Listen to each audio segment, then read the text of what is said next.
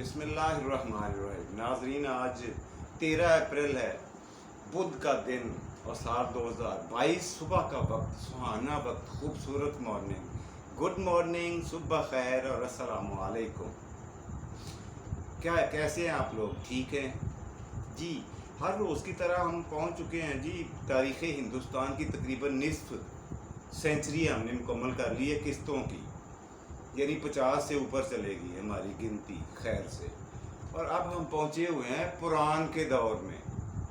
पुरान के दौर से हम गुजर रहे हैं और पुरान का दौर कहा जाता है हज़रत ईसा अलैहिस्सलाम की वफ़ात के बाद तकरीबन 10 या 12 सदियाँ आला का जो एरिया है, ये जो वक्त है, ज़माना है, हज़रत ईसा आज से यानी 1200 साल पहले, यूँ समझिए 11-12 सदियाँ आज से पहले की बात कर रहा हूँ।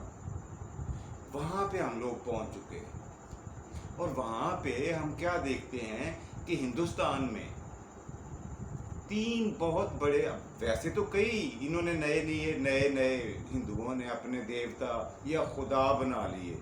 वेद की तालीमात को छोड़कर, अग्नि देवता को छोड़कर, भूल भाल कर नए देवताओं की इख्तरा शुरू कर दी, मुतारफ़ करवाया और नए देवताओं को माशरे के सामने रखा और उनकी तबलीग और इबादत और परस्त शुरू कर दी। इनमें से वैसे तो बहुत सारे थे, जिन गिनती तो बहुत लंबी है, लेकिन जो नामी ग्रामी और 3 जो देवता थे, 3 बड़े खुदा, उनके नाम मैं आपको गिनवा चुका हूं, फिर आपको लिख के दिखा देता हूं जी। उनमें सबसे पहले तो थे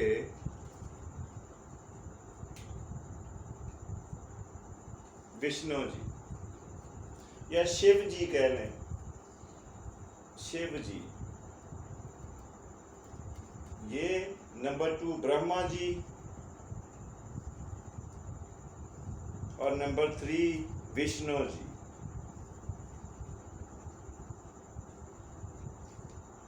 ये 3 बड़े खुदा थे, 3 बड़े इनके नाम थे देवताओं के, जो जिनको इन्होंने मुतारफ़ करवा दिया था अपने में। और इनके जो पैरोकार थे या इनको जो मानने वाले थे, जिन लोगों ने इनकी रूशनास करवाया, इनकी तबलीग की, अपने अपने गिरोह की, अपने अपने धड़े की, वो कल मैंने आपको गुज़श्ता प्रोग्राम में पढ़ाया था शिव जी के बारे में। और शिव जी के बारे में मैंने पढ़ाया था, आपको बताया था, शेयर किया था आपसे। अगर किसी ने नहीं देखा तो तफसील के साथ जानना चाहे तो नीचे दिए हुए लिंक पे जाएं और पिछले प्रोग्राम मुलाहिज़ा फरमा लें। आपको तरतीब के साथ पता चल जाएगा कि तारीख़ हिंदुस्तान के किस दौर से और कहाँ पे खड़े हैं हम लोग जी। तो पिछले में मैंने बताया था कि ये जो शिव जी थे, इनके मुबल्लिग या इनकी तबलीग करने वाले या इनके बहुत बड़े तरवीज करने वाले साहब थे शंकराचार्य जी। शंकराचार्य। अच्छा, शिव जी की बेगम थी पार्वती, ये भी मैंने आपको बता दिया था, पार्वती जी। और कुछ लोग इन्हें काली माता के नाम से भी याद करते हैं, बुलाते हैं इनको, जो गैर आर्यन कौम है। मैं फिर कहूँगा, अगर तफसील जाननी हो तो पिछली किस्त मुलाहिज़ा फरमा ले, मैं वो रिपीट नहीं करने वाला, आगे बढ़ेंगे हम लोग। और दूसरे जो शंकराचार्य जी के बाद जो दूसरे बड़े देवता थे, वो थे विष्णु जी। अच्छा, विष्णु जी जो दूसरे बड़े देवता या खुदा थे, इनको मुतारफ़ करवाने वाली जो हस्ती थी या इनकी तबलीग करने वाली जो शख्सियत थी, इसकी तरवीज करने के लिए एक बहुत बड़ा नाम सामने आया। वो नाम था, मैं अभी आपको बताता हूँ, जिनको बचपन में ही उनके वालिद साहब ने रामान जी,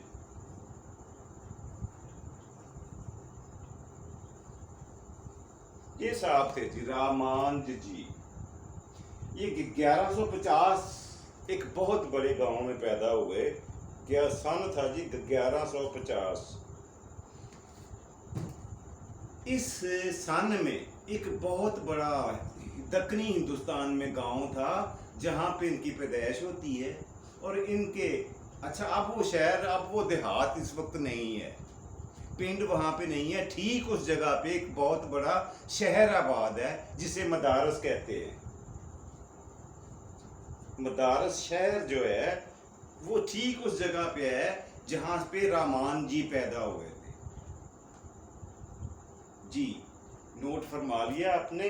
और इन्होंने तबलीगो तरबीज की विष्णु जी की, दूसरे बड़े देवता की, इन साहब की। ठीक है, अब आगे चलते हैं। इनके वालिद साहब जो थे ना, ये रामान जी के वालिद साहब, इन्होंने बहुत छोटी उम्र में, बचपन में ही अपने इस बेटे को दीन की, मज़हब की तालीमो तालीमात, तबलीग और तरवीज के लिए वक्फ कर दिया था। और इनको होश संभालते ही इनको कुंची के मुकाम पर रवाना कर दिया जहाँ पे बहुत बड़ा एक मंदिर था। उस मंदिर में इनको मजहबी तालीमात हासिल करने के लिए इनके वालिद साहब ने बचपन ही में भेज दिया। और मकाम का नाम था कुंची। कुंची, अच्छा, इसका नाम, दूसरा नाम कांजीवरम भी था, या कुंची या कांजीवरम कह लें।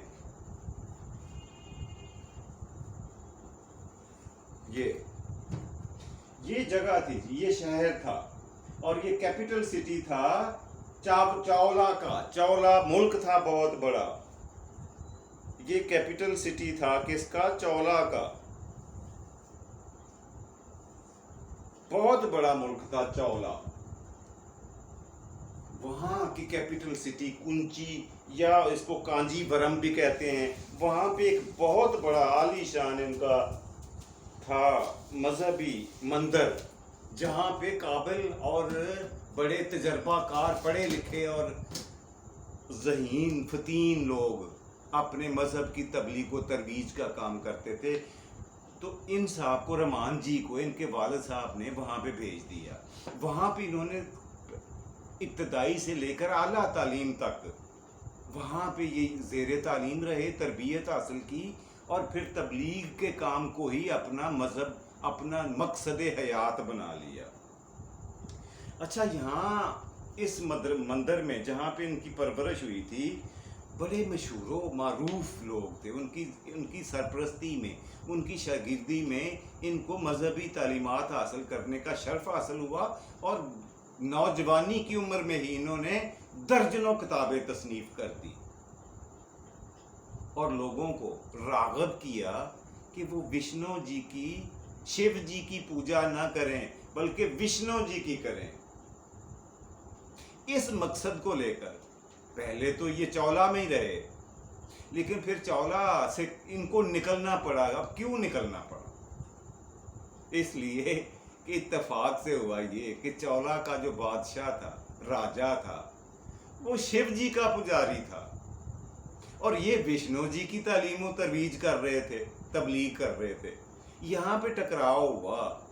तो जब उन्होंने देखा कि ये बंदा रहमान जी मेरे पूरे मुल्क में हमारे अपने देवता खुदा को छोड़कर एक नए खुदा की तालीम और तरबियत दे रहा है, तबलीग कर रहा है, तो इनको कत्ल करवाने की मंसूबाबंदी बनाई गई। लेकिन इनकी किस्मत अच्छी थी कि वक्त से पहले इनको इस सारी मंसूबाबंदी का पता चल गया और फौरी तौर पर वहाँ से इन्होंने खिसक लेने में ही आफियत समझी। बजा तौर पर वहाँ से निकलने में ही इन्होंने जान बचाकर, जान बची सो लाखों पाए।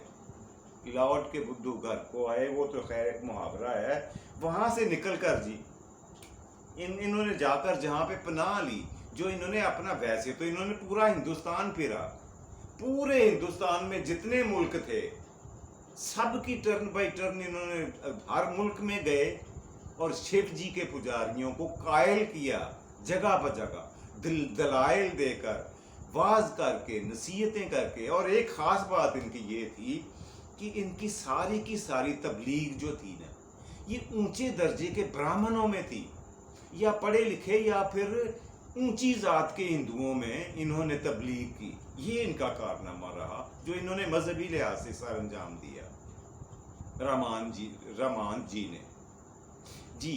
तो वहाँ पे इन्होंने बहुत सारे लोगों को अपने मुरीदैन, अपने शागिर्द या अपने पैरोकार बनाया, और फिर पूरे का पूरा गिरोह, पूरे की पूरी जमात एक जगह से दूसरी, दूसरी जगह से तीसरी, पूरे हिंदुस्तान में फैल गए।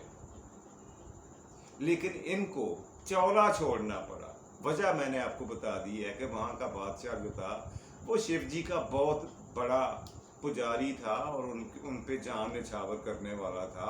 उसने कहा इसको कत्ल करवाता हूँ वरना ये तो मेरे सारे मुल्क को गुमराह कर देगा।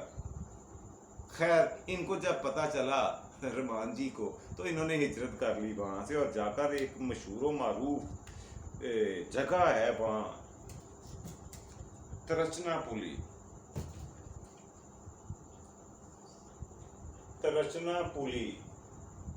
एक जगह का नाम है, जहाँ पर इन्होंने जाकर अपना आश्रम बनाया या ठाकुर द्वारा बनाया, जहाँ पे जाके इन्होंने, और इसका जो ये शहर था और इसका जो मकाम था वो था सुरंगपट्टन।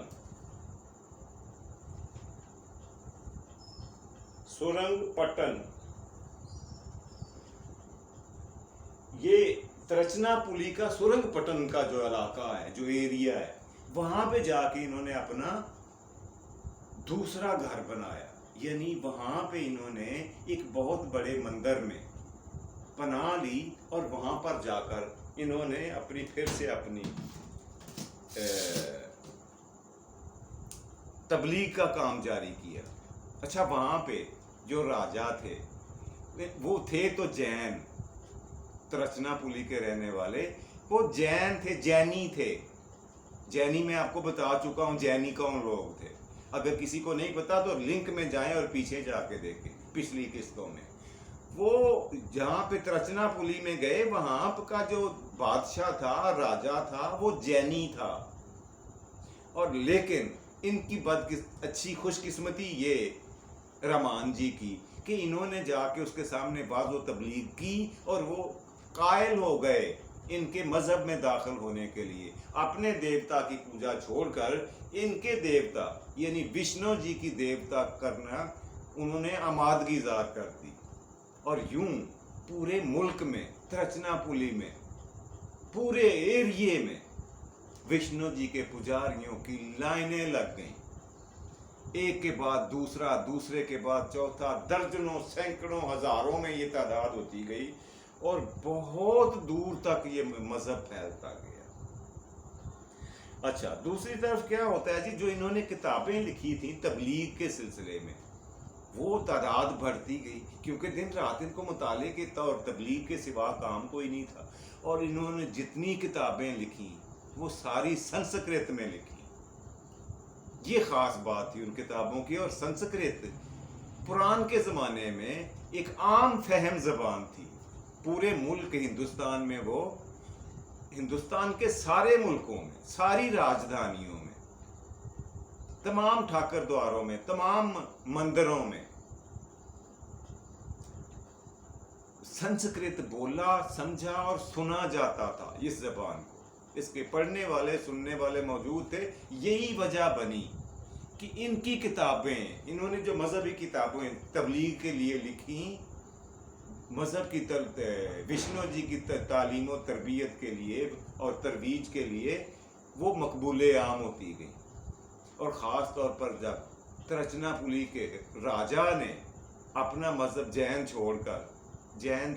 जैनी मजहब को छोड़कर उन्होंने विष्णु जी को अपना खुदा मान लिया, देवता मान लिया, तो इनका नुक्ता उरूज शुरू हुआ।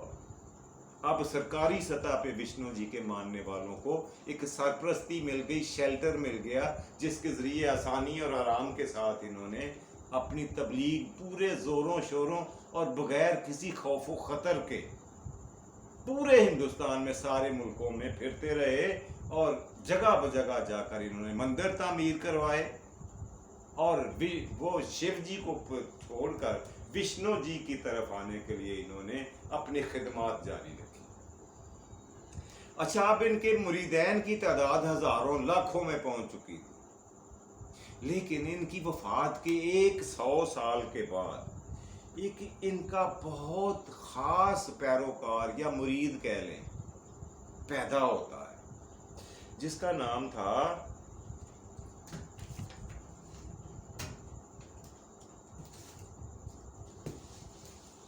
तीसरी जगह पे जहां जाके इन्होंने तिरचनापुली के साथ इन्होंने दूसरी बात बताऊं, उस मुल्क का नाम था मैसूर। तिरचनापुली शहर है ना, कैपिटल सिटी है। मैसूर शहर मुल्क था जिसका गुरु था या जिसका राजा बादशाह जो था वो जैन था जी। इनके 100 साल के बाद क्या हुआ कि रामानंद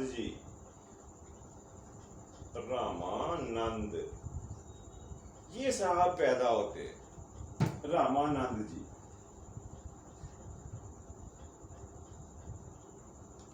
जी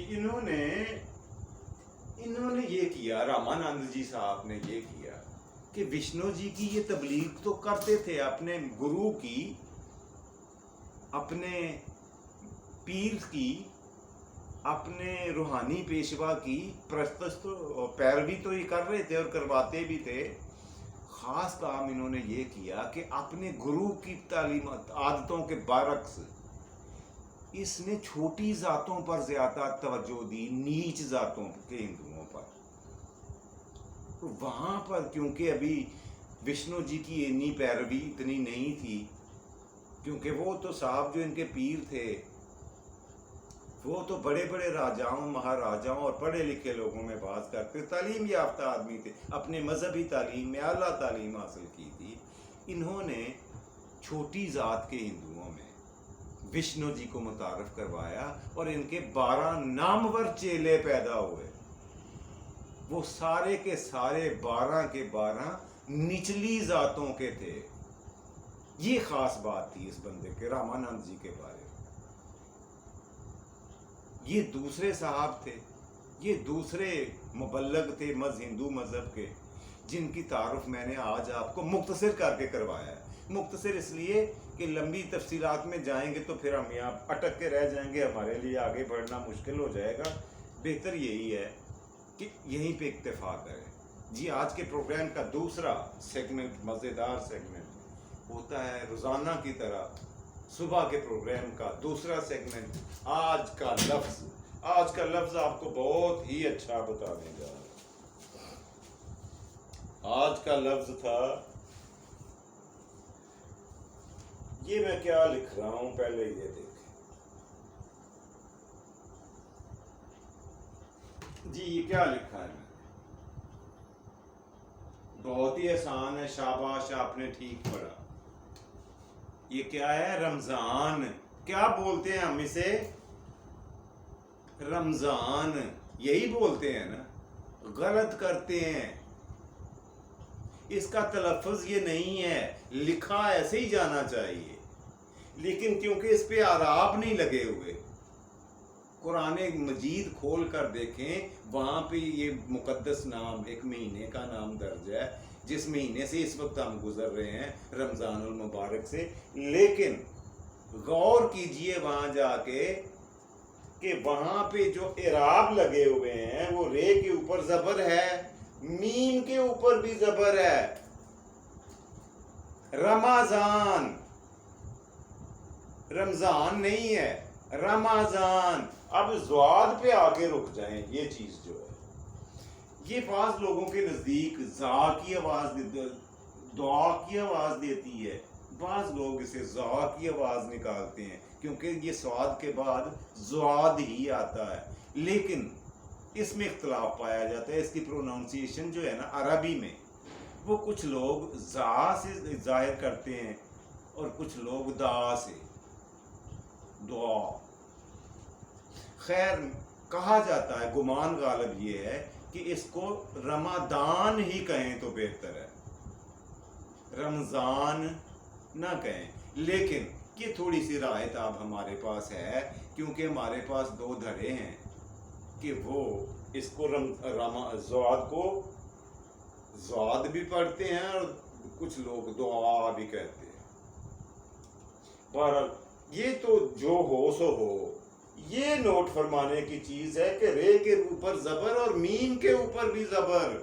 रमादान, रमाजान। उम्मीद है आप समझ गए होंगे, पिक कर लिया होगा आपने कि ये मीम के ऊपर जज्म नहीं है, जबर है। रमाजान कहा करें। वैसे आम लोग आम तौर पे अरबी जो है रमादान ही कहते हैं, लेकिन चलो अगर आप बज़िद हैं कि ज़ुआद को आपने ज़ुआद ही पढ़ना है, दुआद नहीं पढ़ना, तो फिर रमाजान कहा करें, रमज़ान नहीं कहने का। जी ये तो था आज का लफ्ज़। दूसरा सेगमेंट, तीसरे सेगमेंट की तरफ बढ़ते हैं। तीसरा सेगमेंट है आज के प्रोग्राम का, वो होता है रोज़ाना की तरह आज की बात। आज की बात जो वो मैं आपसे करने जा रहा हूं ना, वो बड़ी मजेदार है। बात ये है कि इंसान की एक फितरत है, आपने अक्सर गौर किया होगा कि अपने चाहने वालों की, प्यार करने वालों की लंबी सारी कितार को छोड़कर उस एक शख्सियत के पीछे भागता है जहां पर इसकी टके की इज्जत नहीं होती, जो इसकी इज्जत तो क्या, कदर तो क्या, इसको जूते की नोक पे रखना भी पसंद नहीं करता। जिल्लत और रुसवाई हासिल करने के लिए उसके पास पहुंच जाता। अब अल्लाह जाने इसमें क्या नफ्सियात वारद हैं, क्या रमज़े हैं, क्या इसमें सीगा जात हैं, क्या इसरारो रमूज हैं कि अपने चाहने वालों की, प्यार करने वालों का एक गिरोह, पूरा जमात छोड़कर उस एक आदमी के पीछे जलील होने के लिए जरूर पहुंच जाएगा। ये इंसानी फितरत है। जरा मेरे कहने पर गौर कीजिएगा। जी तो आज के प्रोग्राम का वक्त तो होता है ख़त्म, लेकिन मैं अपने बाबा जी की बात ना करूं तो मज़ा नहीं आता। बाबा जी से मैंने कल कहा, जी मैंने कहा बाबा जी मुझे कोई शेर सुनाए। तो उन्होंने जो मुझे शेर सुनाया मैं आपसे शेयर करता हूं। फरमाने लगे, तुम मेरी जिंदगी में ऐसे आ जाओ जाना, तुम मेरी जिंदगी में ऐसे आ जाओ जाना जैसे अफगानिस्तान में तालिबान आए थे। ये थी जी बाबा जी का फरमान, जो मैंने आप तक पहुंचा दिया, आपसे शेयर कर दिया। खुश रहें, खुश रखें, मुस्कुराया करें। मुस्कुराने से इंसानी हुस्न बढ़ता है। मुस्कुराया करें, खुश रहा करें। ये उलझने, ये परेशानियां, ये गम, ये तकालीफ जिंदगी का हिस्सा हैं। These all are part of life, part of human beings life. So इनसे डरकर जिंदगी की रमक को, चमक को, खुशगवारी को तर्क ना किया। अल्लाह सोना आपको आसानियां अता फरमाए और आसानियां तकसीम करने की तौफीक दे। अल्लाह सोना हम सब का हाफिज और नासिर। पाकिस्तान जिंदाबाद।